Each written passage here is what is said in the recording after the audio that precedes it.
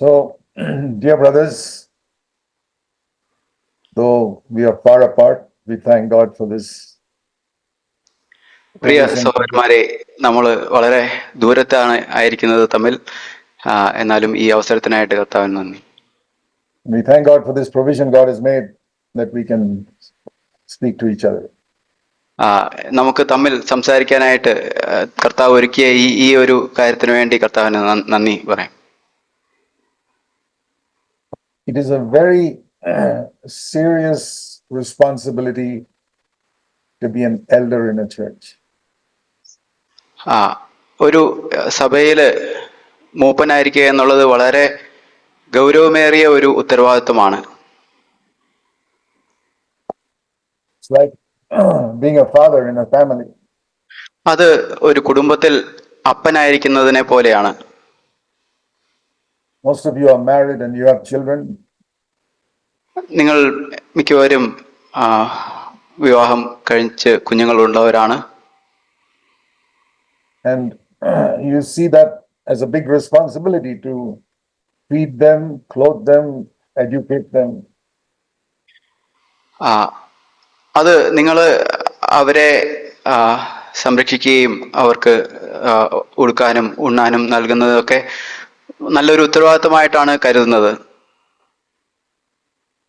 And you work hard to earn money to be able to take care of all those responsibilities. നിങ്ങൾ വളരെ കഠിനമായി അധ്വാനിക്കുകയും പണം സമ്പാദിക്കുകയും ഈ കാര്യങ്ങൾ, ഈ ഉത്തരവാദിത്തം നിറവേറ്റുന്നതിന് നിങ്ങൾ പ്രയത്നിക്കുകയും ചെയ്യുന്നു. And when a child is sick, you take it very seriously. നിങ്ങൾ ഇതിനെ ഗൗരവമായിട്ട് എടുക്കുന്നു. If a child is sick, കുഞ്ഞ് അസുഖം വരുമ്പോ നിങ്ങൾ അതിനെ കൂടുതൽ ഗൗരവത്തോടെ എടുക്കുന്നു. And as they grow up, you plan for their marriage.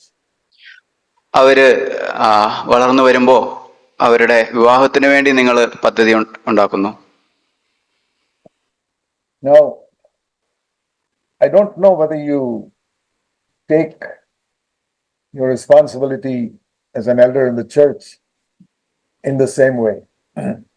എനിക്കറിയില്ല നിങ്ങൾ സഭയിലുള്ള ഒരു മൂപ്പൻ എന്ന നിലയിലുള്ള നിങ്ങളുടെ ഉത്തരവാദിത്വം ഇതേ രീതിയിൽ എടുക്കുന്നുണ്ടോ എന്നുള്ളത്. We are limited in our capacity, so we can't handle hundreds and thousands of people. നമ്മളുടെ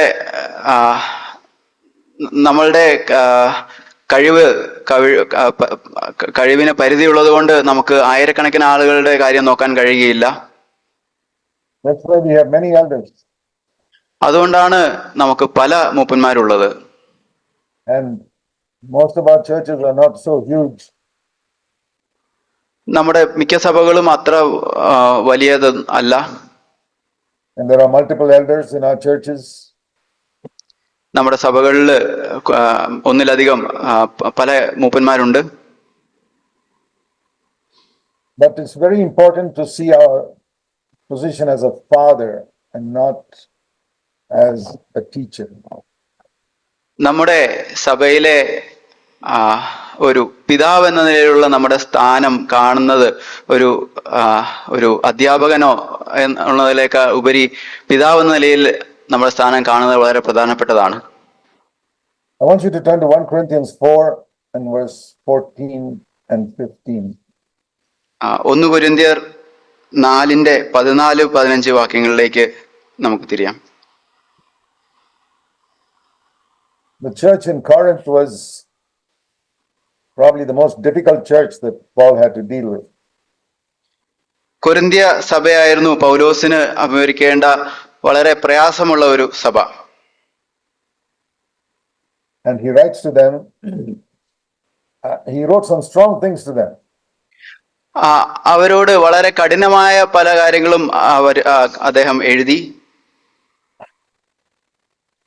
And he tells them, but I'm not 1 Corinthians 4 and verse 14.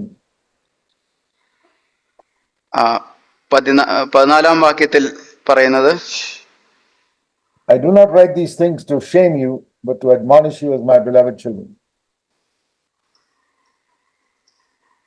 Chapter 4, verse 14. 4:14 നിങ്ങളെ നാണിപ്പിക്കുവാനല്ല എന്റെ പ്രിയ മക്കളോടെന്ന പോലെ ബുദ്ധി പറഞ്ഞതുകൊണ്ട് ഇത് എഴുതുന്നു. Then he says, even if you have 10,000 teachers in Christ, you don't have many fathers. But I became your father through the gospel. അതിനുശേഷം പറയുന്നത്, നിങ്ങൾക്ക് ക്രിസ്തുവിൽ 10,000 ഗുരുക്കന്മാരുണ്ടെങ്കിലും പിതാക്കന്മാർ ഏറെയില്ല. ക്രിസ്തുയേശുവിൽ ഞാനല്ലോ നിങ്ങളെ സുവിശേഷത്താൽ ജനിപ്പിച്ചത്. So we see there, one father is greater than 10,000 good teachers.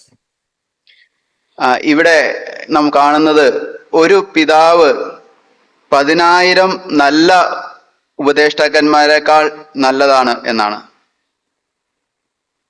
Many of us are impressed by those who can teach God's word powerfully. Sorry, brother, can you? Many of us are impressed by those who can teach the word of God powerfully. നമ്മൾ പലരും ദൈവവചനം നന്നായി പഠിപ്പിക്കുവാൻ കഴിയുന്നവരെ കുറിച്ച് വളരെ നല്ല ചിന്തയുള്ളവരാണ്. Imagine if you had 10,000 teachers like that. ഇത് ഇങ്ങനെ സങ്കല്പിക്കുക, നിങ്ങൾക്ക് അങ്ങനെയുള്ള 10,000 ഗുരുക്കന്മാരുണ്ടെന്ന്. We think such a church is tremendously blessed. നിങ്ങൾ ചിന്തിക്കുന്നുണ്ടോ അങ്ങനെയുള്ള ഒരു സഭ വളരെയധികം അനുഗ്രഹിക്കപ്പെട്ടതാണെന്ന്? Yeah, they would get a lot of instruction and knowledge.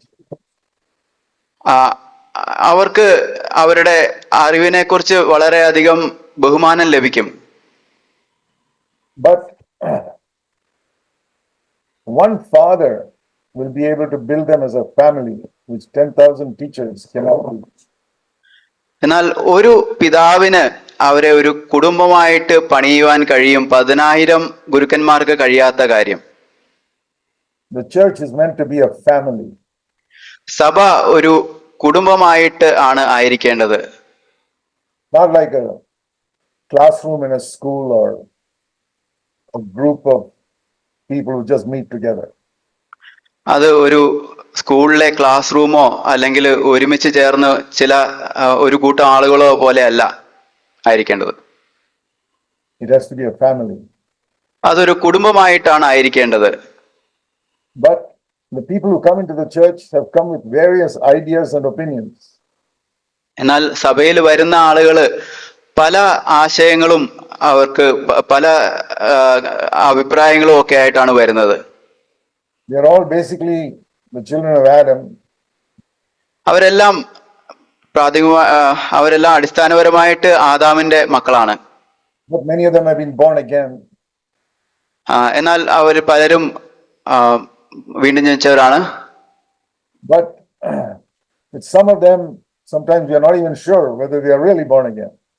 എന്നാൽ അവരിൽ ചിലര് അവര് യഥാർത്ഥത്തിൽ വീണ്ടും ജനിച്ചവരാണോ എന്നുള്ളതിനെ കുറിച്ച് ഉറപ്പില്ലാത്തവരാണ്. Because the message of repentance is not proclaimed in most churches. അതിന്റെ കാരണം മാനസാന്തരത്തിന്റെ സന്ദേശം പല സഭകളിലും പ്രഘോഷിക്കപ്പെടുന്നില്ല എന്നുള്ളതാണ്. Most churches emphasize so many other things. പല സഭകളും ഊന്നി പറയുന്നത് മറ്റു പല കാര്യങ്ങളുമാണ്. Even among churches that preach about being born again. വീണ്ടും ജനിക്കുന്നതിനെ കുറിച്ച് പ്രസംഗിക്കുന്ന സഭകളിൽ പോലും Most of them will talk about taking a collection and giving an offering to the pastor.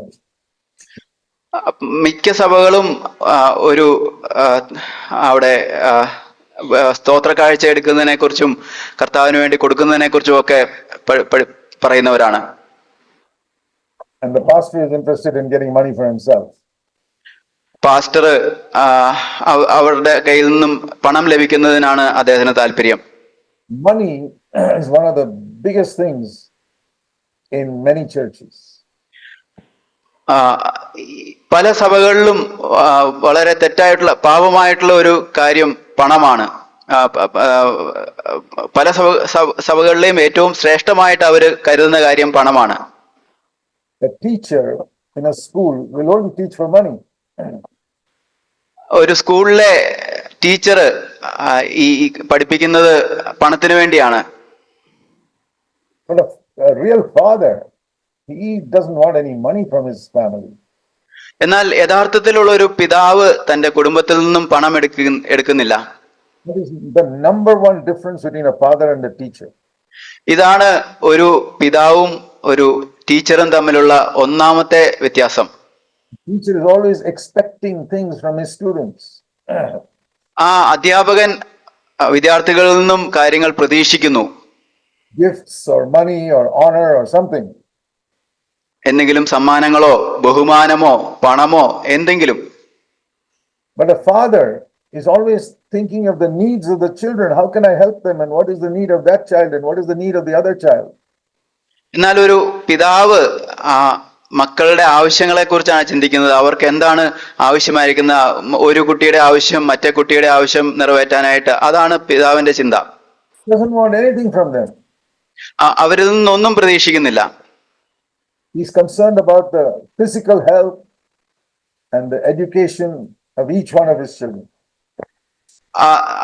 തന്റെ ഓരോ മക്കളുടെയും ഭൗതികമായിട്ടുള്ള ആരോഗ്യവും അവരുടെ വിദ്യാഭ്യാസത്തെ കുറിച്ചും ഒക്കെ ആണ് അദ്ദേഹത്തിന് കരുതലുള്ളത്. Paul says here in verse 15, the last part, I became your father through the gospel.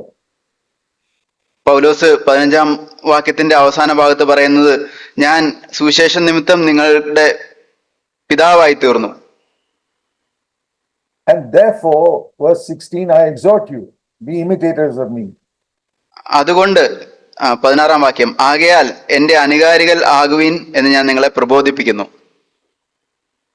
See, in the New Testament, there are two people who said, follow me.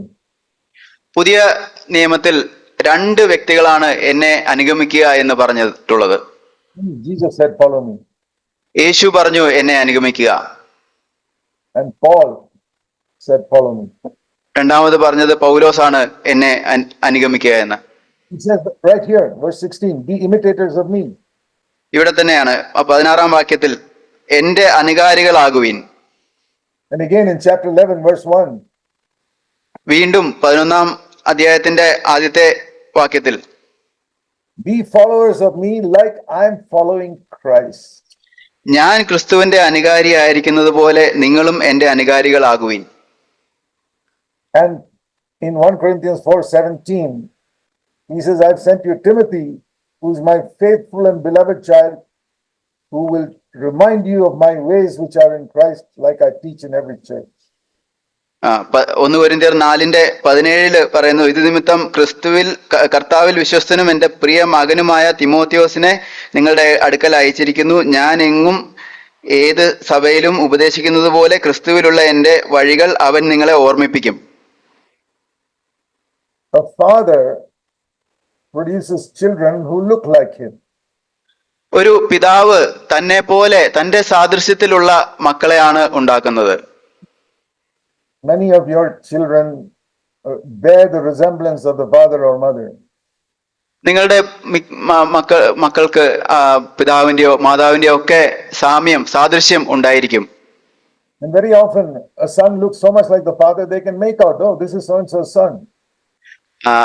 മിക്കവാറും തന്നെ ഒരു മകൻ അപ്പനെ പോലെ തന്നെ ഇരിക്കുന്നത് കൊണ്ട് അവർക്ക് ഇത് ഇന്നയാളുടെ മകനാണെന്ന് കാണുമ്പോഴേ പറയാൻ കഴിയും. That must be true in our church spiritually. ഇത് നമ്മുടെ സഭകളിലും ആത്മീയമായിട്ടും ഇത് സത്യമായിരിക്കണം. If you are an elder and you're like a father, നിങ്ങൾ ഒരു മൂപ്പൻ ആയിരിക്കുകയും ഒരു പിതാവിനെ പോലെ ആയിരിക്കുകയും ചെയ്യുമ്പോൾ you should be able to produce over a period of time at least a few, maybe 2 or 3 in your church who will have the same passion like you. നിങ്ങൾക്ക് ചില നാളുകൾക്ക് ശേഷം ഒരു 2-3 പേരെങ്കിലും നിങ്ങളുടെ അതേ താല്പര്യം ആഗ്രഹങ്ങളും ആത്മീയമായിട്ട് ഉള്ള ചിലരെ നിങ്ങളും ഉണ്ടാക്കേണ്ടതുണ്ട്. There are many churches where a person is a leader and even after 20 years nobody has come up to take over that responsibility. പല സഭകളിലും ഈ 20 വർഷത്തിലധികമായിട്ട് അവിടെ ഒരു നേതാവായിട്ടിരിക്കുന്ന അദ്ദേഹത്തിന് മറ്റ് ആരും അതിനുശേഷം അത്രയും നാളുകൾക്ക് ശേഷവും ഉത്തരവാദിത്തം എടുക്കുവാനായിട്ട് വരുന്നില്ല. Imagine if you have a 20-year-old child who's unable to take any responsibility in your home. നിങ്ങൾ ഇങ്ങനെ സങ്കല്പിക്കുക, നിങ്ങൾക്ക് 20 വയസ്സുള്ള ഒരു മകൻ കുഞ്ഞുണ്ട്. ആ കുട്ടിക്ക് അതിനുശേഷം 20 വയസ്സ് ആയതിനു ശേഷവും ഒരു ഉത്തരവാദിത്വം എടുക്കാൻ കഴിയുന്നില്ല എന്ന്. Every father will be ashamed if his son is like that. ഏത് പിതാവും ആ കാര്യത്തിൽ ലജ്ജിക്കും അങ്ങനെയുള്ള ഒരു മകനുണ്ടെങ്കിൽ. So that's a direct question I want to ask you, brothers. എന്നാൽ നിങ്ങളോട് നേരിട്ട് ചോദിക്കാനുള്ള ഒരു ചോദ്യമാണ് സഹോദരന്മാരെ അത്. I'm not saying this to condemn anybody. ഞാൻ ആരെയും കുറ്റം വിധിക്കുവാൻ വേണ്ടി പറയുന്നതല്ല. No condemnation. ഒരു കുറ്റം വിധിയും ഇല്ല. In the ministry in the church, we don't condemn people. ഞാൻ നിങ്ങളെ കുറ്റം വിധിക്കുന്നില്ല. But we challenge people to a higher level. ആളുകളെ ഒരു ഉയർന്ന തലത്തിലേക്ക് വെല്ലുവിളിക്കുകയാണ് ചെയ്യുന്നത്. Paul trained a person like Timothy, about whom he says, he will teach you everything exactly like I do. പൗലോസ് തിമോത്തിയോസിനെ കുറിച്ച് പറയുന്നത്, ഞാൻ എങ്ങും ഏത് സഭയിലും ഉപദേശിക്കുന്നത് പോലെ ക്രിസ്തുവിലുള്ള എന്റെ വഴികൾ അവൻ നിങ്ങളെ ഓർമ്മിപ്പിക്കും. He has produced at least one person who is exactly like him. പൗലോസ് തന്നെ പോലെ ഉള്ള ഒരു വ്യക്തിയെങ്കിലും ഉണ്ടാക്കി. And not only him, there was Titus and others also. Timotheos മാത്രമല്ല, തീത്തോസും മറ്റുള്ളവരും ഒക്കെ ഉണ്ടായിരുന്നു. That is a real father. അതാണ് യഥാർത്ഥ പിതാവ്. So that's one question that we need to ask ourselves, how things are developing in our local church. നാം നമ്മോട് തന്നെ ചോദിക്കേണ്ട ഒരു ചോദ്യം ഇതാണ് നമ്മുടെ സഭകളില്. I praise the Lord that in many, many churches, God has raised up wonderful brothers to take over the leadership. ഞാൻ കർത്താവിനെ സ്തുതിക്കുന്നു. പല സഭകളിലും വളരെ നല്ല സഹോദരന്മാര് ഉത്തരവാദിത്വം ഏറ്റെടുക്കുവാൻ വേണ്ടി വന്നിട്ടുണ്ട്. And who are leading the church in the same direction in which it was started. സഭയെ അത് തുടങ്ങിയ അപ്പോഴുള്ള അതേ ദിശയിൽ നയിക്കുന്ന സഹോദരന്മാരുണ്ട്. For that, you need to have a personal knowledge of Jesus Christ. അതിനുവേണ്ടി നമുക്ക് യേശുക്രിസ്തുവിനെ വ്യക്തിപരമായിട്ട് അറിയേണ്ടതുണ്ട്. A servant of God is to reflect Christ just like Jesus Christ revealed the Father. ഒരു ദൈവഭൃത്യൻ ക്രിസ്തുവിനെ യേശു പിതാവിനെ പ്രതിഫലിച്ചതുപോലെ തന്നെ പ്രതിഫലിപ്പിക്കേണ്ടതുണ്ട്. Jesus said, "He who has seen me has seen the Father." യേശു പറഞ്ഞു, എന്നെ കണ്ടവൻ പിതാവിനെ കണ്ടിരിക്കുന്നു. Said that in John 14 in the Last Supper. അവസാനത്തെ അത്താഴത്തില് യോഹന്നാൻ 14 യേശു അത് പറയുന്നു. And in John chapter 1 verse 18 it says Jesus explained the Father to us. യോഹന്നാൻ 1:18 വാക്യത്തിൽ യേശു പിതാവിനെ യേശു നമുക്ക് വെളിപ്പെടുത്തിയിരിക്കുന്നുവെന്ന്. That means you look at Jesus' life and his speech and his messages, you know what God is like. അതിന്റെ അർത്ഥം യേശുവിന്റെ ജീവിതം, യേശുവിന്റെ പെരുമാറ്റവും യേശുവിന്റെ സന്ദേശവും അതെല്ലാം കാണുമ്പോൾ ദൈവം എങ്ങനെയാണ് എന്നുള്ളത് നമുക്ക് മനസ്സിലാവും. And he told his disciples, as the Father sent me, so I am sending you. അതുപോലെ ശിഷ്യന്മാരോട് പറഞ്ഞു, പിതാവ് എന്നെ അയച്ചതുപോലെ ഞാൻ നിങ്ങളെ അയക്കുന്നു എന്ന്. What does that mean? അതിന്റെ അർത്ഥം എന്താണ്? Not enough just to get up every Sunday and preach. അത് എല്ലാ ഞായറാഴ്ചയും എഴുന്നേറ്റ് പ്രസംഗിക്കുക എന്നുള്ളതല്ല. My whole way of life that other people watch must demonstrate the spirit of Jesus Christ. എൻ്റെ ജീവിത രീതിയും മറ്റുള്ളവർ കാണുന്നതെല്ലാം അത് യേശുവിനെ പ്രതിഫലിപ്പിക്കണം. See, Jesus, in the 3.5 years, he devoted himself completely to train those 11 disciples to do his work. യേശു തൻ്റെ 3.5 വർഷം പൂർണ്ണമായിട്ടും തൻ്റെ 11 ശിഷ്യന്മാരെ അവരെ പരിശീലിപ്പിക്കുവാൻ വേണ്ടി ഉപയോഗിച്ചു. And he succeeded. അതിൽ താൻ വിജയിക്കുകയും ചെയ്തു. Because once these 11 people received the Holy Spirit, കാരണം ഈ 11 ശിഷ്യന്മാർക്ക് പരിശുദ്ധാത്മാവിനെ ലഭിച്ച സമയത്ത് they spread the message in such a way that even after 2000 years now, that message is still going all over the world. അതിനുശേഷം അവര് ഈ ലോകം മുഴുവൻ ഈ സന്ദേശം പ്രചരിപ്പിച്ചു. ഈ 2000 വർഷങ്ങൾക്ക് ശേഷവും ആ സന്ദേശം അത് വ്യാപിച്ചുകൊണ്ടേയിരിക്കുന്നു. Shows what a work Jesus had done in those 11 disciples. എത്ര വലിയ പ്രവൃത്തിയാണ് യേശു ആ 11 ശിഷ്യന്മാരുടെ ജീവിതത്തിൽ ചെയ്തത്. That is our example.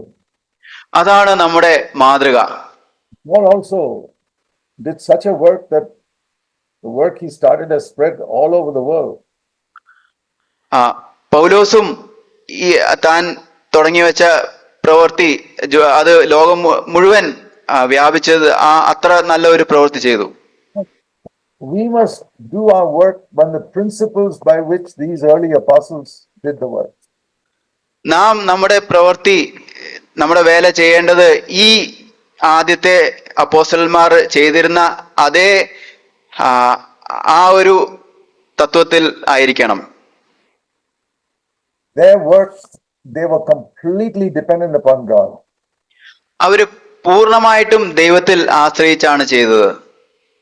In India today, most people's idea of serving God is by going to a Bible school and studying, getting a degree, and then serving the Lord. ഇന്ന് ഇന്ത്യയില് മിക്കവാറും ആളുകളുടെ കർത്താവിനെ സേവിക്കുന്നതിനെ കുറിച്ചുള്ള ഒരു ആശയം ഏതെങ്കിലും ബൈബിൾ സ്കൂളിൽ പോയി ഒരു ഡിഗ്രി എടുത്ത് അങ്ങനെ കർത്താവിനെ സേവിക്കുക എന്നുള്ളത് ആണ്. That's true among the Roman Catholics and the CSI. അത് റോമൻ കത്തോലിക്കരിലും CSIയിലും ഒക്കെ അങ്ങനെയാണ്. And the Methodists and the Baptist. And we can say, oh, well, many of them are not born again. That's why they do like that. നമുക്ക് ഇങ്ങനെ പറയാൻ കഴിയും, അവര് മിക്കവാറും പേര് വീണ്ടും ജനിച്ചവരല്ല, അതുകൊണ്ടാണ് അവരങ്ങനെ ചെയ്യുന്നതെന്ന്. We find the same principle in the Brethren and the Pentecostals also. എന്നാൽ ഇതേ രീതിയിൽ ബ്രദറിനിലും പെന്തക്കോസ്തിലും ഇത് നാം കാണുന്നു. They go to a Bible school and then study, get a degree, and then they qualify to be a pastor. അവര് Bible സ്കൂളിൽ പോയി പഠിച്ച ഒരു ഡിഗ്രി എടുത്ത് അതിനുശേഷം ഒരു പാസ്റ്റർ ആകാനുള്ള യോഗ്യത അവർക്കായെന്നാണ്. Where do you see in the Bible any prophet or apostle coming out of a Bible school? എവിടെയാണ് ബൈബിളില് ഏതെങ്കിലും ഒരു പ്രവാചകനോ ആരെങ്കിലും ബൈബിൾ സ്കൂളിൽ നിന്നും പുറത്തു വരുന്നതായിട്ട് നമ്മൾ കണ്ടിട്ടുണ്ടോ? In the time of the Samuel and Elijah and Elisha, there was a school of the prophets. ശാമുവേലിന്റെയും ഏലിയാവിന്റെയും എലിയശായുടെയും ഒക്കെ കാലത്ത് പ്രവാചകന്മാരുടെ ഒരു സ്കൂൾ ഉണ്ടായിരുന്നു. Like today's Bible school. ഇന്നത്തെ ബൈബിൾ സ്കൂൾ പോലെ. And I don't know who started it. അതാരാണ് തുടങ്ങിയതെന്ന് എനിക്കറിയില്ല. I don't know whether Samuel started it. സാമുവേലാണോ അത് തുടങ്ങിയതെന്ന് അറിയില്ല. But anyway, no true prophet came out of those school of the prophets. എന്നാൽ ഒരു യഥാർത്ഥ പ്രവാചകനും ആ പ്രവാചകന്മാരുടെ പാഠശാലയിൽ നിന്നും പുറത്തു വന്നിട്ടില്ല. Not Elijah, not Elisha, nobody. ഏലിയാവോ എലീശായോ ആരും. But all the false prophets came from there. With their degrees they came out, and you read about many of the false prophets in the Old Testament.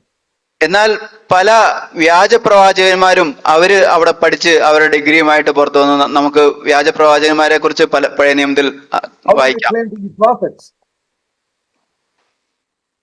Sorry. How did they claim to be prophets? അവര് ഒരു പ്രവാചകനാണെന്നുള്ളത് എങ്ങനെയാണ് അവകാശപ്പെട്ടത്? Because they had the degree, they had a certificate from the school of the prophets. പ്രവാചകന്മാരുടെ പാഠശാലയിൽ നിന്നുള്ള certificate, degree അവർക്കുണ്ടായിരുന്നു. And I say that to everybody who goes through Bible school, remember that not a single prophet came out of a Bible school in the Bible. ഞാനും Bible സ്കൂളിൽ നിന്നും വരുന്നവരോട് ഞാൻ പറയാറുണ്ട്, നിങ്ങൾ ഇത് ഓർക്കണം, യഥാർത്ഥ പ്രവാചകന്മാരാരും ബൈബിളിൽ ഉള്ള അവരാരും ബൈബിൾ സ്കൂളിൽ നിന്നും പുറത്തു വന്നിട്ടുള്ളവരല്ല. Not head knowledge that matters. തലയില് തലച്ചോറിലുള്ള ബുദ്ധി അല്ല കാര്യമായിട്ടുള്ളത്. Many years ago, I was invited to speak at the graduation ceremony of a Bible school. പല വർഷങ്ങൾക്ക് മുമ്പ് എന്നെ ഒരു ബൈബിൾ സ്കൂളിലെ ഗ്രാജുവേഷൻ സെറമണിയിലേക്ക് സംസാരിക്കുവാനായിട്ട് ക്ഷണിച്ചു. The principal of that school said, "We want our students to hear a message from someone who never went to a Bible school."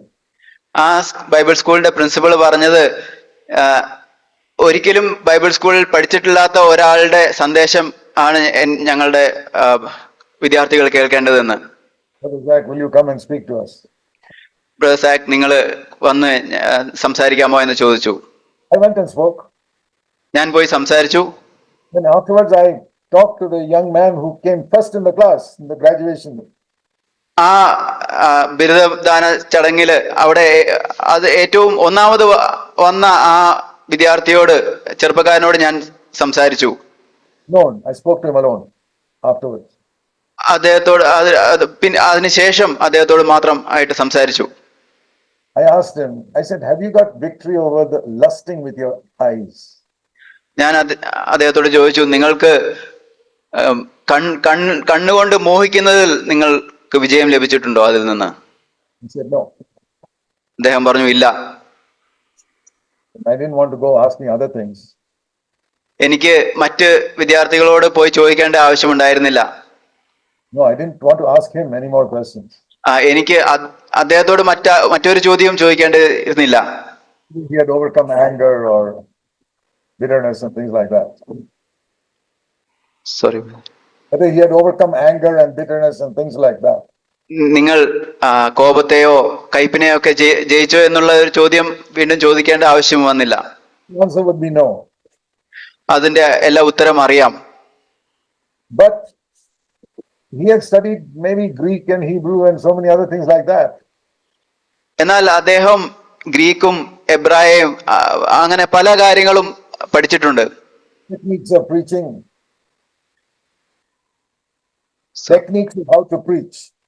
എങ്ങനെ പ്രസംഗിക്കണം എന്നുള്ളതിനെ കുറിച്ചും പഠിച്ചു.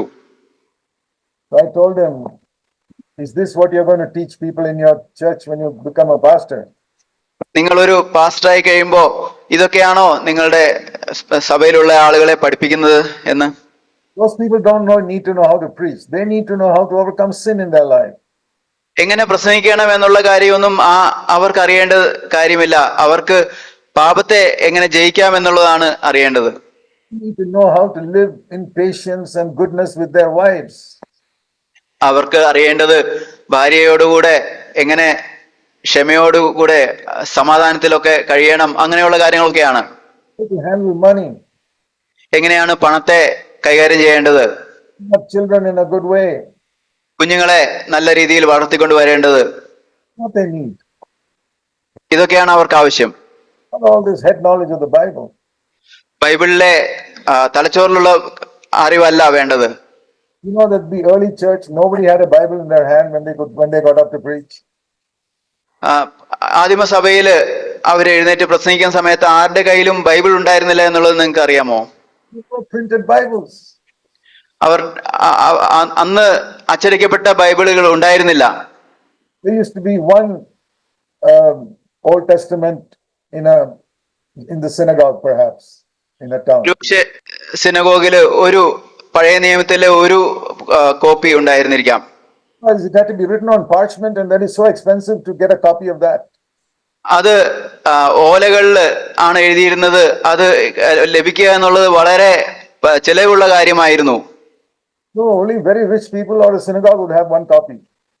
അതുകൊണ്ട് തന്നെ വളരെ ധനവാന്മാരായിട്ടുള്ള വ്യക്തികളോ അല്ലെങ്കിൽ സിനഗോഗിലോ ഒക്കെ ആയിരിക്കും അതിന്റെ ഒരു കോപ്പി ഉണ്ടാകുക. Have you ever tried preaching without a Bible? നിങ്ങൾ ബൈബിൾ ഇല്ലാതെ പ്രസംഗിക്കാൻ ശ്രമിച്ചിട്ടുണ്ടോ? Then you will know how the early Christians had to preach. അപ്പോൾ നിങ്ങൾക്ക് മനസ്സിലാകും എങ്ങനെയാണ് ആദിമ സഭയിലുള്ള അവര് പ്രസംഗിച്ചിരുന്നതെന്ന്. The Apostle Paul, when he got up to preach, he did not have a Bible in his hand. അപ്പോസ്തലനായ പൗലോസ് താൻ പ്രസംഗിക്കാൻ എഴുന്നേറ്റിരുന്നപ്പോൾ തന്റെ കയ്യിൽ ഒരു ബൈബിൾ ഉണ്ടായിരുന്നില്ല. And those days they didn't have paper and pen and all to carry notes with them. Sorry. They did not have paper and pen to carry notes with them into the meeting.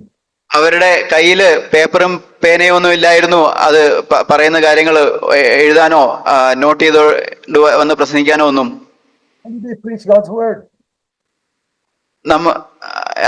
അവരെല്ലാം sorry They preach God's word. നാം എങ്ങനെയാണ് ദൈവവചനം പ്രസംഗിക്കുന്നത്? How did they preach? How did they preach? അവരെങ്ങനെയാണ് ദൈവവചനം പ്രസംഗിച്ചത്? It's good to ask ourselves, how did those people preach the word of God? നമ്മോട് തന്നെ ചോദിക്കുന്നത് നല്ലതാണ്. അവര് എങ്ങനെയാണ് ദൈവവചനം പ്രസംഗിച്ചതെന്ന്. The really good preachers like Paul were anointed with the Holy Spirit. യഥാർത്ഥത്തിലുള്ള പൗലോസിനെ പോലെയുള്ള പ്രസംഗകര് അവര് പരിശുദ്ധാത്മാവിനാൽ അഭിഷേകം പ്രാപിച്ചവരായിരുന്നു. That was the most important thing. അതായിരുന്നു ഏറ്റവും പ്രധാനപ്പെട്ട കാര്യം. I want to ask you honestly a question. Please answer to yourself. ഞാൻ നിങ്ങളോട് ഒരു ചോദ്യം ചോദിക്കട്ടെ. നിങ്ങൾ സത്യസന്ധമായിട്ട് നിങ്ങളോട് തന്നെ ഉത്തരം പറയുക. Do you depend more on the anointing of the Holy Spirit to preach God's word or on your notes and your Bible study? നിങ്ങൾ കൂടുതലായിട്ട് ആശ്രയിക്കുന്നത് നിങ്ങളുടെ പരിശുദ്ധാത്മാവിന്റെ അഭിഷേകത്തിലാണോ അതോ നിങ്ങളുടെ ബൈബിൾ സ്റ്റഡിയിൽ നിങ്ങൾ കുറിച്ചെടുത്ത നോട്ടുകളിലാണോ നിങ്ങൾ പ്രസംഗിക്കുമ്പോൾ കൂടുതലായിട്ട് ആശ്രയിക്കുന്നത്? Sometimes of supposing you had to preach like in the first century without a Bible, without paper, without pen. ഇങ്ങനെ ചിന്തിക്കുക. ചില സമയത്ത് നിങ്ങൾക്ക് ആദിമസഭയിൽ പ്രസംഗിച്ചതുപോലെ ഒരു ബൈബിളോ ഒരു നോട്ടോ ഒരു പേനയോ ഇല്ലാതെ പ്രസംഗിക്കേണ്ടി വരുന്ന കാര്യം ചിന്തിക്കുക. And you have to preach maybe more than once a week, weekday meeting, Sunday meeting. നിങ്ങൾക്ക് ഒരു ആഴ്ചയിൽ ഒന്നിലധികം പ്രാവശ്യം ഒരു ദിവസത്തെ മീറ്റിംഗിലും ഞായറാഴ്ചത്തെ മീറ്റിംഗിലും ഒക്കെ പ്രസംഗിക്കേണ്ടതുണ്ടെന്ന് ചിന്തിക്കുക. How would you do it? നിങ്ങൾ എങ്ങനെ അത് ചെയ്യും? He will really make you fall on your face before God and seek his power in prayer. അത് നിങ്ങളെ യഥാർത്ഥത്തിൽ കർത്താവിന്റെ മുമ്പിൽ മുഖം കുമ്പിട്ട് വീണ് തന്റെ കർത്താവിന്റെ മുഖം അന്വേഷിക്കുന്നതിനോട് അതിലേക്ക് നിങ്ങളെ നയിക്കും. I want to ask you, my dear brothers, how do you prepare for the ministry of the word in your church? ഞാൻ നിങ്ങളോട് ചോദിക്കട്ടെ, എൻ്റെ പ്രിയ സഹോദരന്മാരെ, ദൈവവചനത്തിന്റെ ശുശ്രൂഷയ്ക്കായിട്ട് നിങ്ങൾ എങ്ങനെയാണ് തയ്യാറെടുക്കുന്നത്? I mentioned this so much because the Bible says that God has chosen the foolishness of preaching to be the way his word has to spread. ഞാനിത് പറയുന്നതിന്റെ കാരണം ഇത് ഇങ്ങനെ പറഞ്ഞിട്ടുണ്ട്, ദൈവവചന പ്രസംഗത്തിന്റെ മടയത്തരം അതിനെയാണ് കർത്താവ് ഈ ദൈവവചനത്തെ പരക്കുവാനായിട്ട് ദൈവം ഉപയോഗിക്കുന്നതെന്ന്. 1 Corinthians 1 verse 21. 1 കൊരിന്ത്യർ 1:21. Here in the English it says like this. ഇംഗ്ലീഷിൽ അത് അങ്ങനെയാണ് പറയുന്നത്. Last part. അതിന്റെ അവസാന ഭാഗം. God was pleased to use the foolishness of preaching to save people who believe. ആ പ്രസംഗത്തിന്റെ ഭോഷത്വത്താൽ രക്ഷിക്കുവാൻ ദൈവത്തിന് പ്രസാദം തോന്നി. That means it's a foolish way, I think, to take a person out of hell into heaven. ആ എങ്ങനെയാണ് ഒരാള് സ്വർഗത്തിലേക്ക് പോകുന്നത് എന്നുള്ള കാര്യം പറയുന്നതിൽ അവിടെ ഒരു ഭോഷത്തരമുണ്ട്. To save people out of hell, how do you do it? To save a person from hell, നരകത്തിൽ നിന്ന് ഒരു വ്യക്തിയെ രക്ഷിക്കുന്നത് എങ്ങനെയെന്ന് പറയുന്നത് God says by the foolishness of preaching. അത് ഇവിടെ പറയുന്നത് അത് പ്രസംഗത്തിന്റെ ഭോഷത്വത്താലാണ്. But not if it is just head knowledge. അത് തലച്ചോറിലുള്ള ഒരു ജ്ഞാനമല്ല. It must be with the anointing of the Holy Spirit. അത് പരിശുദ്ധാത്മാവിന്റെ അഭിഷേകത്താലായിരിക്കണം. So, not all those early preachers were anointed with the Holy Spirit. ആദ്യം ഉണ്ടായിരുന്ന എല്ലാ പ്രസംഗകരും പരിശുദ്ധാത്മാവിനാൽ അഭിഷേകം പ്രാപിച്ചവരായിരുന്നില്ല. Because Paul says in 2 Corinthians, കാരണം പൗലോസ് 2 കൊരിന്ത്യരിൽ പറയുന്നുണ്ട്, and chapter 2, 2-ാം അധ്യായം in verse 17, 17-ാം വാക്യത്തിൽ, we are not like many who are peddling the word of God. ഞങ്ങൾ ദൈവവചനത്തിൽ കൂട്ടിച്ചേർക്കുന്ന അനേകരെ പോലെ അല്ല. The word in the English speaks of people who go around, like these people who push a cart through the town and sell vegetables and all. People who are selling things on the street. ആളുകള് ഒരു ഉന്തുവണ്ടിയിൽ പോയി പച്ചക്കറിയും മറ്റും വിൽക്കുന്നത് അതിനോട് ചേർത്താണ് പറയുന്നത്. We are not like such people. ഞങ്ങൾ അങ്ങനെയുള്ളവരെ പോലെ അല്ല എന്നാണ് പറയുന്നത്. But we speak, verse 17, in Christ in the sight of God. 17-ാം വാക്യത്തിൽ നിർമ്മലതയോടും ദൈവത്തിന്റെ കൽപ്പനയാലും ദൈവസന്നിധിയിൽ ക്രിസ്തുവിൽ സംസാരിക്കുന്നു. Preaching is the main means by which God builds his church. പ്രസംഗിക്കുന്നതിലൂടെ ആണ് ദൈവം സഭയെ പണിയുന്നതിന് ഉള്ള പ്രധാനപ്പെട്ട ഒരു വഴി. Every elder brother should earnestly desire to be able to preach powerfully. എല്ലാ മൂത്ത സഹോദരന്മാരും വളരെ ശക്തമായിട്ട് പ്രസംഗിക്കുന്നതിനുള്ള ശക്തിക്ക് വേണ്ടി ആഗ്രഹിക്കണം. That does not mean making a lot of noise like the Pentecostals. പെന്തക്കോസ്തുകാര് ചെയ്യുന്നത് പോലെ വളരെ അധികം ശബ്ദമുണ്ടാക്കുന്നത് അല്ല അതിന്റെ അർത്ഥം. It's by the anointing of the Holy Spirit that takes the word of God to convict people in their hearts. അത് പരിശുദ്ധാത്മാവിന്റെ അഭിഷേകത്താൽ ആളുകളെ അവരുടെ ഹൃദയത്തിൽ അവർക്ക് ബോധ്യങ്ങൾ ലഭിക്കേണ്ടതിന് പ്രസംഗിക്കുന്നതാണ്. You are a good elder brother. അതാണ് ഒരു നല്ല മൂത്ത സഹോദരൻ ചെയ്യേണ്ടത്. See, how many of you have taken this verse in 1 Peter chapter 4 seriously? നിങ്ങൾ എത്ര പേർ 1 പത്രോസ് 4-ാം അധ്യായത്തിലുള്ള ഈ വാക്യം ഗൗരവമായിട്ട് എടുത്തിട്ടുണ്ട്? All of you elders, I presume all of you elders preach the word of God in your church sometime or the other. ഞാൻ ചിന്തിക്കുന്നത് നിങ്ങൾ സഭയിലുള്ള മൂപ്പന്മാര് എപ്പോഴെങ്കിലുമൊക്കെ ദൈവവചനം പ്രസംഗിക്കുന്നവരാണ് എന്ന്. Okay.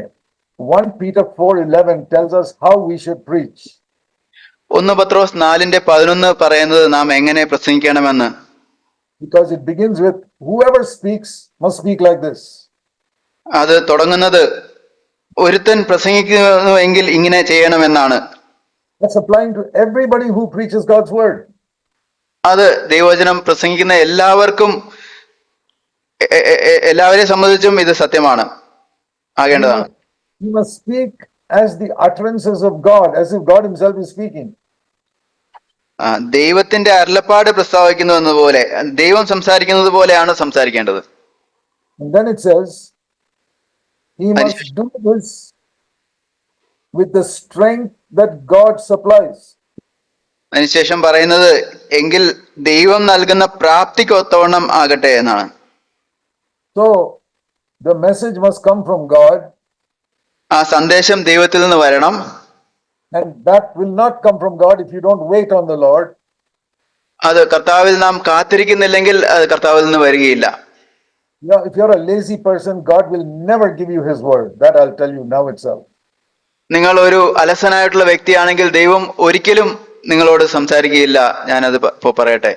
Lazy person who does not know how it is to wait on the Lord in prayer. കർത്താവിന്റെ മുമ്പിൽ പ്രാർത്ഥനയിൽ കാത്തിരിക്കുവാനായിട്ട് തയ്യാറാകാത്ത അലസനായിട്ടുള്ള ഒരു വ്യക്തി, You should resign from your eldership. അദ്ദേഹം മൂപ്പൻ ആയിരിക്കുന്നതിൽ നിന്നും രാജിവെക്കണം. What sort of elder are you if you don't know how to pray? നിങ്ങൾക്ക് പ്രാർത്ഥിക്കാനായിട്ട് അറിയില്ലെങ്കിൽ നിങ്ങൾ എങ്ങനെയുള്ള ഒരു മൂപ്പനാണ്? You don't seek God for His word and you just get up in the church and say whatever comes to your mind. നിങ്ങൾ കർത്താവിന്റെ മുമ്പിൽ വചനത്തിനായി കാത്തിരിക്കാതെ നിങ്ങളുടെ മനസ്സിൽ വരുന്നത് എഴുന്നേറ്റ് നിന്ന് പ്രസംഗിക്കുകയാണെങ്കിൽ That is an insult to God. അത് കർത്താവിനെ സംബന്ധിച്ചും കർത്താവിനെ നിന്ദയാണ്. See, you know, so India, for example, sends a representative to the United Nations. India പോലെ രാജ്യങ്ങള് ഐക്യരാഷ്ട്രസഭയിലേക്ക് അവരുടെ പ്രതിനിധികളെ അയക്കും. That man can't get up and say what he likes over there. അവര് ആ വ്യക്തി എഴുന്നേറ്റ് അദ്ദേഹത്തിന് ഇഷ്ടമുള്ള കാര്യങ്ങളൊക്കെ സംസാരിക്കുകയാണെങ്കിൽ He cannot do that. He has to contact the government of India and say, in this subject, what should I speak in the United Nations? അങ്ങനെ അവര് ഈ ഐക്യരാഷ്ട്രസഭയില് ഈ വിഷയത്തെക്കുറിച്ച് ഞാൻ എന്താണ് സംസാരിക്കേണ്ടതെന്ന് ഇന്ത്യയിലെ ഗവൺമെന്റിനോട് അദ്ദേഹം ചോദിക്കും. What is the position of the government of India on this subject? Please tell me so that I can tell them. ഈ വിഷയത്തെക്കുറിച്ച് ഇന്ത്യയുടെ ഒരു രാജ്യമെന്ന നിലയിൽ ഇന്ത്യയുടെ നിലപാട് എന്താണെന്നുള്ളത് ചോദിച്ചറിഞ്ഞതിന് ശേഷമാണ് അതാണ് സംസാരിക്കുന്നത്. Supposing an India's representative of the United Nations gets up every time there and speaks whatever comes to his mind. ഇങ്ങനെ ചിന്തിക്കുക, ഇന്ത്യയുടെ പ്രതിനിധി എപ്പോഴും സംസാരിക്കുമ്പോൾ എഴുന്നേറ്റ് നിന്നുകൊണ്ട് തന്റെ മനസ്സിൽ വരുന്നതൊക്കെ സംസാരിക്കുന്നെന്ന്. Immediately removed from there. അദ്ദേഹത്തെ വളരെ പെട്ടെന്ന് തന്നെ ആ സ്ഥാനത്ത് നിന്ന് നീക്കും. You think that our responsibility to speak in the church on behalf of Christ is less important? നിങ്ങൾ ചിന്തിക്കുന്നുണ്ടോ ക്രിസ്തുവിന്റെ പ്രതിനിധിയായിട്ട് സഭയിൽ സംസാരിക്കേണ്ട ആ ചുമതല അത് ചെറിയ കാര്യമാണോ എന്ന്? Wait on the Lord and say, Lord, what do you want me to speak to these people? കർത്താവിന്റെ മുമ്പിൽ കാത്തിരിക്കുക, കർത്താവെ എന്താണ് ഈ ആളുകളോട് ഞാൻ സംസാരിക്കേണ്ടതെന്ന് ചോദിച്ചു. You don't have to be a clever person. You don't have to go to Bible school. നിങ്ങൾ ഒരു ബുദ്ധിയുള്ള ആളാകേണ്ട കാര്യമില്ല, നിങ്ങൾ ബൈബിൾ സ്കൂളിൽ പോകേണ്ട കാര്യമില്ല. Number one, you have to have a tremendous love for the people you're speaking to. ഒന്നാമത്തെ കാര്യം, നിങ്ങൾ ആരോട് സംസാരിക്കുന്നോ ആ ആളുകളോടുള്ള വളരെ വലിയൊരു സ്നേഹം ഉണ്ടായിരിക്കണം. Jesus had great love for people. That's why God gave him his word. യേശുവിന് ആളുകളോട് വളരെ ശ്രേഷ്ഠമായ സ്നേഹം ഉണ്ടായിരുന്നു. അതുകൊണ്ടാണ് ദൈവം തനിക്ക് വചനം നൽകിയത്.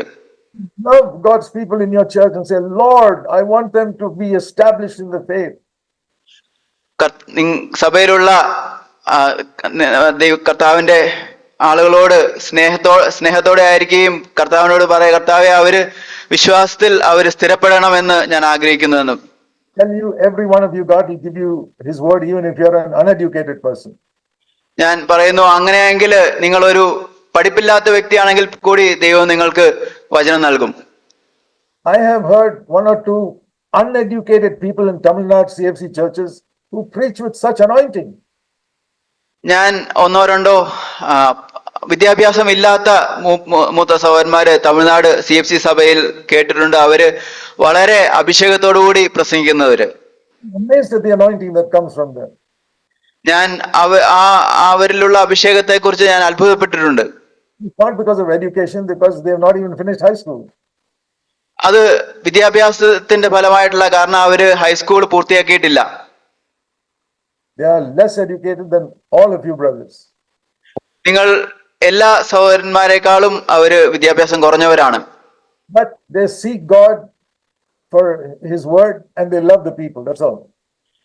എന്നാൽ അവര് ദൈവവചനത്തിനായിട്ട് കർത്താവിനെ അന്വേഷിക്കുകയും ആളുകളെ സ്നേഹിക്കുകയും ചെയ്യുന്നു, അത്രമാത്രം. Here it says, notice this is a very important verse, 1 Peter 4:11. ഇവിടെ ഈ പറയുന്നത് ശ്രദ്ധിക്കുക, അത് വളരെ പ്രധാനപ്പെട്ട വാക്യമാണ്. 1 പത്രോസ് 4:11.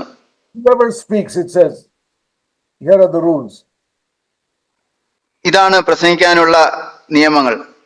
Number one, you must speak as if God himself is speaking through you. ഒന്നാമത്തെ കാര്യം, നിങ്ങൾ സംസാരിക്കേണ്ടത് ദൈവം നിങ്ങളിലൂടെ സംസാരിക്കുന്നു എന്നതുപോലെ വേണം സംസാരിക്കാൻ. Wait on the Lord and say, Lord, what is your word for today? കർത്താവെ, ഇന്നത്തേക്ക് അങ്ങയുടെ വചനം എന്താണെന്ന് കർത്താവിന്റെ മുമ്പിൽ കാത്തിരിക്കണം. The second is, you must, in the middle of that verse, you must then speak with the strength and power that God gives. അതിനുശേഷം രണ്ടാമത്തെ കാര്യം അതിന്റെ മധ്യഭാഗത്ത് ഉണ്ട്.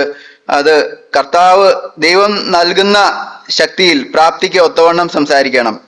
Not enough to have the right word from God, you must then preach it with the strength that God gives. ദൈവത്തിൽ നിന്നും ശരിയായ വചനം ലഭിക്കുക എന്നുള്ളത് മാത്രമല്ല, ദൈവം നൽകുന്ന ശക്തിയിൽ സംസാരിക്കണം എന്നുള്ളതുകൊണ്ട് You need to wait on the Lord to be anointed with the Holy Spirit. നാം പരിശുദ്ധാത്മാവിനാൽ അഭിഷേകം പ്രാപിക്കേണ്ടതിന് കർത്താവിന് മുമ്പിൽ കാത്തിരിക്കേണ്ടതുണ്ട്. And I have a big doubt in my mind whether all of you brothers are really anointed with the Holy Spirit. എന്റെ മനസ്സിൽ വലിയൊരു സംശയമുണ്ട്, നിങ്ങൾ എല്ലാ സഹോദരന്മാരും പരിശുദ്ധാത്മാവിനാൽ നിറയപ്പെട്ടിട്ടുണ്ടോ എന്നുള്ളതിനെ കുറിച്ച്. And whether you are living continuously under the anointing of the Holy Spirit. അത് മാത്രമല്ല, നിങ്ങൾ പരിശുദ്ധാത്മാവിന്റെ തുടർമാനമുള്ള അഭിഷേകത്തിലാണോ ജീവിക്കുന്നത് എന്നുള്ളതിനെ കുറിച്ചും. Only type of work that will remain forever. ഇതാണ് എന്നേക്കും നിലനിൽക്കുന്ന രീതിയിലുള്ള ഒരേ ഒരു പ്രവൃത്തി. And the third thing here is, your ministry must be so that God will be glorified through Jesus Christ. മൂന്നാമത്തെ കാര്യം ഇവിടെ പറയുന്നത്, എല്ലാറ്റിലും ദൈവം യേശുക്രിസ്തു മൂലം മഹത്വപ്പെടുവാൻ ഇടവരണം. So ultimately at the end of it, should not be that you are glorified, but that Jesus Christ is glorified. അതിന്റെ അവസാനത്തില് നിങ്ങൾ മഹത്വപ്പെടണം എന്നുള്ളതല്ല, ദൈവം യേശുക്രിസ്തു മൂലം മഹത്വപ്പെടണം. If you are seeking some honor as an elder or a preacher, you are totally unfit to be a servant of God. നിങ്ങൾ ഒരു പ്രസംഗകൻ എന്ന നിലയിലോ മൂപ്പൻ എന്ന നിലയിലോ ഒരു ബഹുമാനം ആഗ്രഹിക്കുന്നുവെങ്കിൽ നിങ്ങൾ പൂർണ്ണമായിട്ടും ആ കാര്യത്തിൽ യോഗ്യനല്ല. The temptation will come to you. ആ ഒരു പ്രലോഭനം നിങ്ങളിൽ വരും. It has come to me. അത് എന്നിലേക്ക് വന്നിട്ടുണ്ട്. I'm sure it came to Jesus. അത് യേശുവിനും വന്നിട്ടുണ്ടെന്ന് എനിക്ക് ഉറപ്പാണ്. Because he was tempted, the Bible says he was tempted just like us. കാരണം ബൈബിള് പറയുന്നത് യേശുവും നമ്മെ പോലെ തന്നെ പരീക്ഷിക്കപ്പെട്ടു എന്നാണ്. Be tempted is not a sin. പരീക്ഷിക്കപ്പെടുക എന്നുള്ളത് അതൊരു പാപമല്ല. God allows it and we have to reject such temptations. ദൈവം അനുവദിക്കുന്നു, നാം അങ്ങനെയുള്ള പരീക്ഷകളെ തള്ളിക്കളയണം. You must never seek money for yourself through your ministry. നിങ്ങൾ ഒരിക്കലും നിങ്ങൾക്ക് വേണ്ടി നിങ്ങളുടെ ശുശ്രൂഷയിൽ നിന്ന് പണം അന്വേഷിക്കരുത്, ആഗ്രഹിക്കരുത്. Most of you are all right there, but you should not seek glory also through your ministry. നിങ്ങൾ മിക്കവാറും പേരും അക്കാര്യത്തിൽ ശരിയാണ്. എന്നാൽ നിങ്ങൾ മഹത്വവും നിങ്ങളുടെ ശുശ്രൂഷയിൽ നിന്ന് അന്വേഷിക്കരുത്. Honor for yourself is as bad as asking for money. നിങ്ങൾക്ക് വേണ്ടി മഹത്വം, ബഹുമാനം അന്വേഷിക്കുന്നത് പണത്തെ അന്വേഷിക്കുന്നത് പോലെ തന്നെ തെറ്റായിട്ടുള്ളതാണ്. When you go back after Sunday, after you have preached, നിങ്ങൾ ഒരു ഞായറാഴ്ച പ്രസംഗിച്ച ശേഷം തിരിച്ചു പോവുകയാണ്. maybe you preached very well. Sorry. Maybe you preached well. നിങ്ങൾ നന്നായിട്ട് പ്രസംഗിച്ചു. You can be sure the devil will come and tell you, oh, what a wonderful message you gave today. നിങ്ങൾക്ക് ഉറപ്പാക്കാം, പിശാച് വന്ന് പറയും, ഓ എത്ര നല്ല സന്ദേശമാണ് ഇന്ന് ഞാൻ സംസാരിച്ചതെന്ന്. I know. എങ്ങനെയാണ് എനിക്കറിയാവുന്നത്? The devil told me that many times. എന്റെ അടുക്കൽ പലവട്ടം അങ്ങനെ വന്ന് പറഞ്ഞിട്ടുണ്ട്. I say, get away, Satan, I'm not going to listen to you. ഞാൻ പറയും, എന്നെ വിട്ടു പോ പിശാചേ, ഞാൻ നീ പറയുന്നത് ഞാൻ കേൾക്കാൻ പോകുന്നില്ല. I'm not interested whether that was a good message or not. I want to know whether God's will was done, whether God was glorified. ഞാൻ അത് എങ്ങനെ നല്ല സന്ദേശമാണോ എന്നോ അല്ലയോ എന്നുള്ളതിനെ കുറിച്ച് അറിയാനല്ല, അത് അവിടെ ദൈവത്തിന്റെ ഹിതം നിറവേറ്റപ്പെട്ടോ, ദൈവത്തിന് മഹത്വം ഉണ്ടായോ എന്നുള്ളത് അറിയാനാണ് എനിക്ക് താല്പര്യം. If you really want to serve the Lord, your focus must be on the Lord alone. നിങ്ങൾ യഥാർത്ഥത്തിൽ കർത്താവിനെ സേവിക്കാനായിട്ട് നിങ്ങൾക്ക് ആഗ്രഹമുണ്ടെങ്കിൽ നിങ്ങളുടെ ഊന്നൽ, നിങ്ങളുടെ കേന്ദ്രീകരണം എപ്പോഴും കർത്താവിലേക്കായിരിക്കണം. God will back you up 100%. അങ്ങനെ വരുമ്പോൾ 100% കർത്താവ് നിങ്ങളെ പിന്താങ്ങും. And I want to say this also. This is not something that will come by just preparing just before the meeting. ഞാൻ ഇതും കൂടി പറയട്ടെ, ഇത് മീറ്റിങ്ങിന് തൊട്ടു മുമ്പ് ഇത് തയ്യാറാകുന്നതിലൂടെ വരുന്നതല്ല. It comes through a daily, continuous walk with God every day. ഇത് എല്ലാ ദിവസവും തുടർമാനമായിട്ടുള്ള കർത്താവുമായിട്ടുള്ള നടപ്പിലൂടെ വരുന്നതാണ്. It comes through walking as a servant of God in your home with your wife and children, first of all. ഇത് ഒരു ദൈവത്തിന്റെ ഭക്തൻ എന്ന നിലയിൽ നിങ്ങളുടെ വീട്ടിൽ നിങ്ങളുടെ ഭാര്യയോടും മക്കളോടും ഒത്തുള്ള നടപ്പിലൂടെയും ഒക്കെ വരുന്നതാണ്. Walking in purity,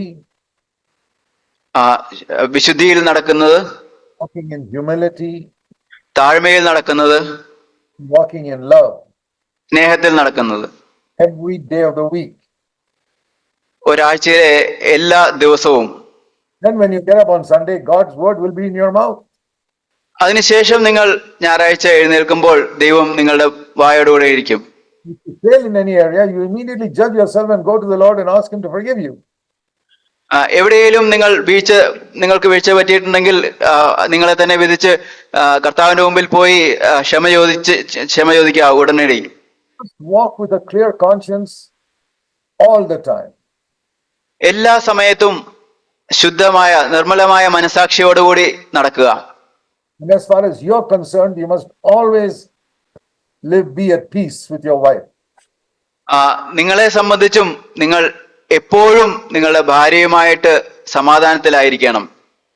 Your wife may be a quarrelsome type. That's not your fault. നിങ്ങളുടെ ഭാര്യയ്ക്ക് ഒരുപക്ഷെ അങ്ങനെ ആയിരിക്കണമെന്നില്ല, അത് നിങ്ങളുടെ കാര്യമല്ല.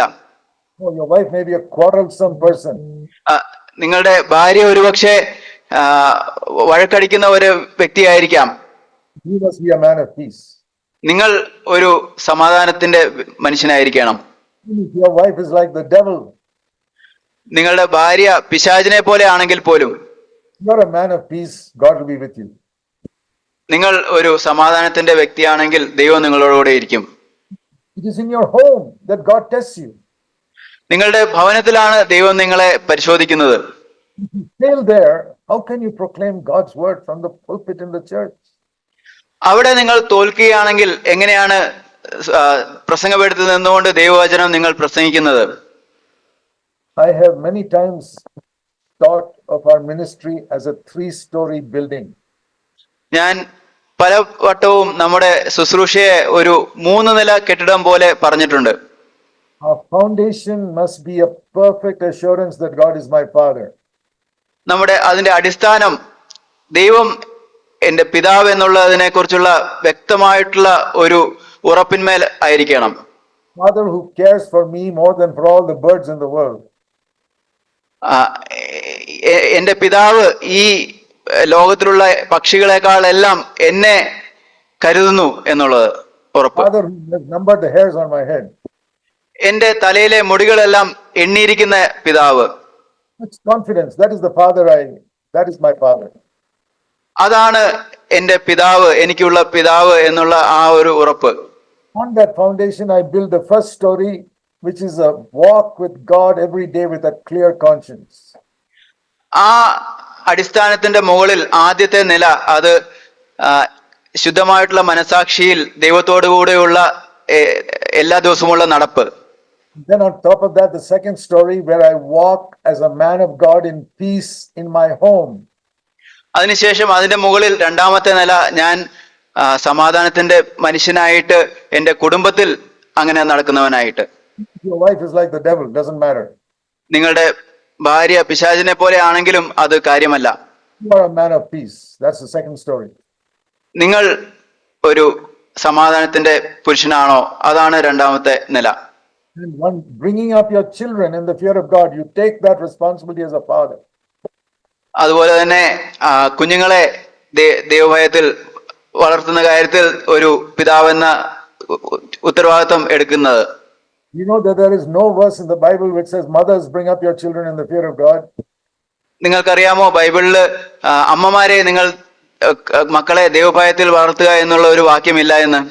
Responsibility is 100% with the father, not 50% with the father and 50% with the mother. ഈ ഉത്തരവാദിത്വം അത് 100% പിതാക്കന്മാർക്കുള്ളതാണ്. അത് 50% പിതാക്കന്മാർക്കും ബാക്കി അമ്മമാർക്കും ഉള്ളതല്ല. It's not the mothers who must teach the word of God to the children. It's the fathers who have to teach.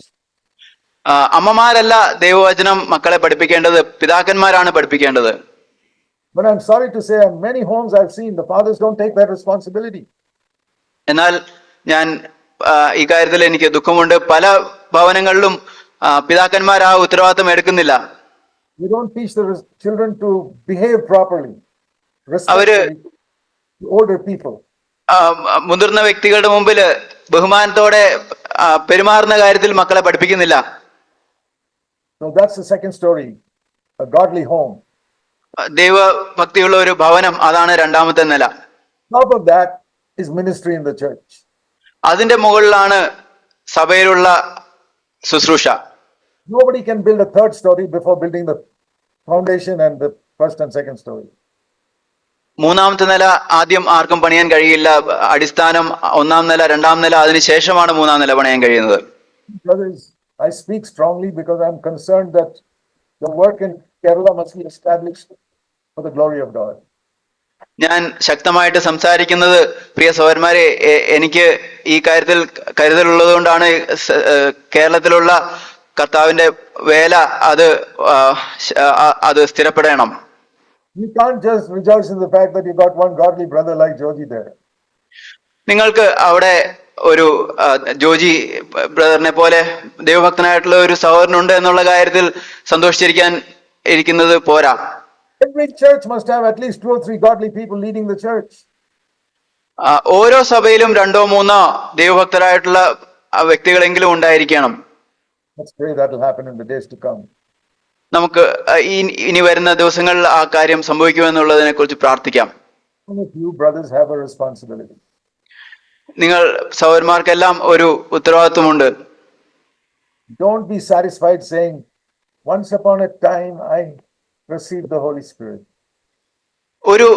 എന്നോ ഒരിക്കൽ ഞാൻ പരിശുദ്ധാത്മാവിനെ പ്രാപിച്ചു എന്നുള്ളതിനെ കുറിച്ച് നിങ്ങൾ തൃപ്തരായിരിക്കരുത്. Are you filled with the Holy Spirit today?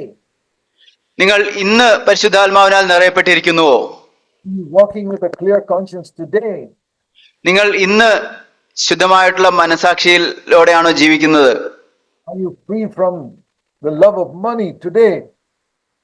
ഇന്ന് പണസ്നേഹത്തിൽ നിന്നും നിങ്ങൾ സ്വതന്ത്രരായിട്ടാണോ ജീവിക്കുന്നത്? Are you walking in humility with your fellow elders? നിങ്ങളുടെ മൂപ്പന്മാരോട് കൂടെ നിങ്ങൾ താഴ്മയിലാണോ നടക്കുന്നത്? You have the spirit of a servant towards all the people in your church. നിങ്ങളുടെ സഭയിലുള്ള എല്ലാവരുടെ മുമ്പിൽ നിങ്ങൾക്ക് ഒരു വേലക്കാരന്റെ മനോഭാവമാണോ ഉള്ളത്? You know that a good father and a good mother always have the spirit of a servant towards their children. ഒരു യഥാർത്ഥത്തിലുള്ള ഒരു നല്ല പിതാവിനും നല്ല മാതാവിനും അവരുടെ മക്കളുടെ മുമ്പിൽ അവര് ഒരു വേലക്കാരന്റെ ആ ഒരു ആത്മാവിലാണ് ആയിരിക്കുന്നത്. The father go and work so hard in the office or a factory for so many hours every day. പിതാവ് പുറത്തുപോയി ഓഫീസിലോ ഫാക്ടറിയിലോ ഇത്ര മണിക്കൂർ എല്ലാ ദിവസവും വളരെ കഠിനാധ്വാനം ചെയ്യുന്നു. He's not doing it for himself, he's doing it for his children. അത് തനിക്ക് വേണ്ടിയല്ല, തന്റെ മക്കൾക്ക് വേണ്ടിയാണ് താൻ ചെയ്യുന്നത്. Why does a mother work so hard in the kitchen and washing the clothes and keeping the house clean? For whom? ഒരു അമ്മ അടുക്കളയിലും തുണി കഴുകുകയും വൃത്തിയാക്കലും ഒക്കെ ചെയ്യുന്നത് ആർക്ക് വേണ്ടിയാണ്? മക്കൾക്ക് വേണ്ടിയാണ്. Servants of the children, not good father and mother. നല്ല ഒരു മാതാവും പിതാവും അവരുടെ മക്കളുടെ സേവകരായിരിക്കും. The father or mother who's just interested in their own comfort are useless father and mother. അവരുടെ തന്നെ സുഖ സൗകര്യങ്ങൾക്ക് മാത്രം താല്പര്യപ്പെടുന്ന മാതാപിതാക്കൾ അവര് ഉപയോഗശൂന്യരായ അവരാണ്. Elders must be like a good father and mother. മൂപ്പന്മാർ നല്ല ഒരു മാതാവും പിതാവും പോലെ ആയിരിക്കണം. I hope all of you will judge yourselves. ഞാൻ പ്രതീക്ഷിക്കുന്നത് നിങ്ങൾ എല്ലാവരും നിങ്ങളെ തന്നെ വിധിക്കുമെന്നാണ്. God is my witness that for nearly the last 50 years, I have judged myself every single day of my life. ദൈവമാണ് എന്റെ സാക്ഷി. കഴിഞ്ഞ 50 വർഷമായിട്ട് ഞാൻ എല്ലാ ദിവസവും എന്നെ തന്നെ വിധിക്കുന്നുണ്ട്. And not a single day goes by in my life without my judging myself. എന്റെ ജീവിതത്തിൽ ഞാൻ എന്നെ തന്നെ വിധിക്കാതെ ഒരു ദിവസവും കടന്നു പോകുന്നില്ല. This is the verse the Lord gave me many years ago. ഇതാണ് പല വർഷങ്ങൾക്ക് മുമ്പ് കർത്താവ് എനിക്ക് തന്ന വചനം. 1 Corinthians 11 1 കൊരിന്ത്യർ 11 verse 31. 31 വാക്യം. If we judge ourselves rightly, we will not be judged. നാം നമ്മെ തന്നെ വിധിച്ചാൽ വിധിക്കപ്പെടുകയില്ല. In the final day of judgment, I don't want to be judged. അവസാനത്തെ ന്യായവിധിയുടെ ദിവസം ഞാൻ വിധിക്കപ്പെടാൻ ആഗ്രഹിക്കുന്നില്ല. I don't want God to say to me, you call yourself an elder, but you are a failure as an elder. നിങ്ങൾ ഒരു മൂപ്പൻ എന്ന പേരിൽ ആയിരുന്നു, എന്നാൽ മൂപ്പൻ എന്ന നിലയിൽ നിങ്ങൾ ഒരു പരാജയമാണെന്ന് ദൈവം പറയരുത്. I don't want to hear that. അത് കേൾക്കുവാൻ ഞാൻ ആഗ്രഹിക്കുന്നില്ല. I may not be perfect, but I say, Lord, I did my best. I should be able to say. ഞാൻ പൂർണ്ണനായിരിക്കില്ല, എന്നാൽ കർത്താവെ ഞാൻ എന്നാൽ ആവുന്നത് ഞാൻ ചെയ്തു എന്ന് പറയണം. I judge myself every day. ഞാൻ എല്ലാ ദിവസവും എന്നെ തന്നെ വിധിക്കുന്നു. Wherever you pointed out something in me, I set it right immediately. എന്തെങ്കിലും എന്റെ ഉള്ളിൽ കർത്താവ് കാണിച്ചു തരുമ്പോൾ ഞാൻ അപ്പോൾ തന്നെ അത് ശരിയാക്കുന്നു. I've made mistakes. I've gone and asked forgiveness from people who are much younger than me. ഞാൻ തെറ്റുകൾ ചെയ്തിട്ടുണ്ട്. അപ്പോൾ എന്നേക്കാൾ വളരെ പ്രായം കുറഞ്ഞ വ്യക്തികളോട് പോയി ഞാൻ ക്ഷമ ചോദിച്ചിട്ടുണ്ട്. Because I want to judge myself and live before God's face.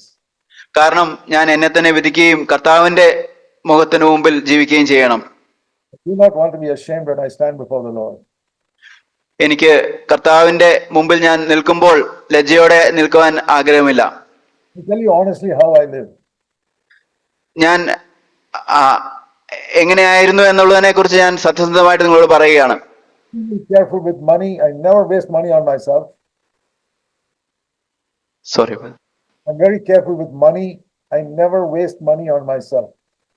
ഞാൻ പണത്തിന്റെ കാര്യത്തിൽ വളരെ ശ്രദ്ധയോടെയാണ് ജീവിച്ചത്. എനിക്ക് വേണ്ടി ഞാൻ പണം വൃഥാ ചെലവഴിച്ചിരുന്നില്ല. I never borrow money from ഞാൻ anyone. ആരിൽ നിന്നും പണം കടം വാങ്ങിയിരുന്നില്ല. I always live within my income. I live within my income. എന്റെ വരുമാനത്തിന്റെ ഉള്ളിൽ നിന്നുകൊണ്ടാണ് ഞാൻ ജീവിച്ചത്. The other thing I'm very careful is with my words. ഞാൻ വളരെ ശ്രദ്ധിച്ചിരുന്ന മറ്റൊരു കാര്യം എന്റെ വാക്കുകളായിരുന്നു. Careful how I speak to people. ഞാൻ മറ്റുള്ളവരോട് സംസാരിക്കുന്ന കാര്യത്തെക്കുറിച്ച് ഞാൻ വളരെ ശ്രദ്ധാലുവായിരുന്നു. Sometimes I feel like saying something and God says, no, don't say it. ഞാൻ എന്തെങ്കിലും പറയാൻ വരുമ്പോ കർത്താവ് പറയും പറയരുത് എന്ന്. I keep my mouth shut. ഞാൻ എന്റെ വായ അടച്ചിരിക്കും. Be sensitive to the voice of the Holy Spirit. പരിശുദ്ധാത്മാവിന്റെ ശബ്ദത്തോട് നിങ്ങൾ ശ്രദ്ധയോടെ ആയിരിക്കുക. God sees that you are sensitive like that, He will give you His word for His people also. നിങ്ങൾ ആ കാര്യത്തിൽ അങ്ങനെ ദൈവത്തോട് സംവേദനക്ഷമതയോടെ ആയിരിക്കുന്നത് കർത്താവ് കാണുമ്പോൾ ദൈവത്തിന്റെ മക്കൾക്ക് വേണ്ടി, ദൈവത്തിന്റെ ആളുകൾക്ക് വേണ്ടിയുള്ള വചനം നിങ്ങളുടെ വായിൽ കർത്താവ് തരും. Do you believe the Prime Minister of India has got a very heavy responsibility on his shoulders? നിങ്ങൾ ചിന്തിക്കുന്നുണ്ടോ ഇന്ത്യയുടെ പ്രധാനമന്ത്രി തന്റെ കൂടെയുള്ളവർക്ക് വളരെ ഭാരമേറിയ ഒരു ഉത്തരവാദിത്തമാണ് നൽകുന്നതെന്ന്? But I want to tell you something. ഞാൻ നിങ്ങളോട് ഒരു കാര്യം പറയട്ടെ. The servant of God, you have more responsibility than the Prime Minister of India. ഒരു ദൈവത്തിന്റെ ഭൃത്യൻ എന്ന നിലയിൽ ഇന്ത്യയിലെ പ്രധാനമന്ത്രിയേക്കാൾ വലിയ ഒരു ഉത്തരവാദിത്വം നിങ്ങൾക്കുണ്ട്. Each of you have got a heavy responsibility. Every one of you നിങ്ങൾ has got, ഓരോരുത്തർക്കും അത്ര വലിയൊരു ഉത്തരവാദിത്വമുണ്ട്. please take that seriously from today. ഇന്നു മുതൽ അത് വളരെ ഗൗരവത്തോടെ എടുക്കുക. Thank you for listening to me patiently. എന്നോട് ക്ഷമയോടെ കേട്ട ഇതിനായിട്ട് നന്ദി. And thank you, Jinesh, for translating. Thank you brother. Praise the Lord. God bless you all. Let's pray. ദൈവം നിങ്ങളെ അനുഗ്രഹിക്കട്ടെ. നമുക്ക് പ്രാർത്ഥിക്കാം. Heavenly Father, സ്വർഗീയ പിതാവേ, please help every one of us to be faithful in the little things in our life. ഞങ്ങൾ ഓരോരുത്തരും ഞങ്ങളുടെ ജീവിതത്തിലുള്ള ചെറിയ കാര്യങ്ങളിൽ വിശ്വസ്തരായിരിക്കാൻ സഹായിക്കണമേ. Help us to take our responsibility more seriously than a surgeon when he's doing an operation in the operating theater. ഒരു ശസ്ത്രക്രിയ വിദഗ്ധൻ ഓപ്പറേഷൻ തിയേറ്ററിൽ സർജറി ചെയ്യുന്ന സമയത്ത് ഉള്ളതിനേക്കാൾ ശ്രദ്ധയോടെ ആയിരിക്കാൻ ഞങ്ങളെ സഹായിക്കണമേ. We pray in Jesus' name. യേശുവിന്റെ നാമത്തിൽ ഞങ്ങൾ ചോദിക്കുന്നു. Amen. ആമേൻ.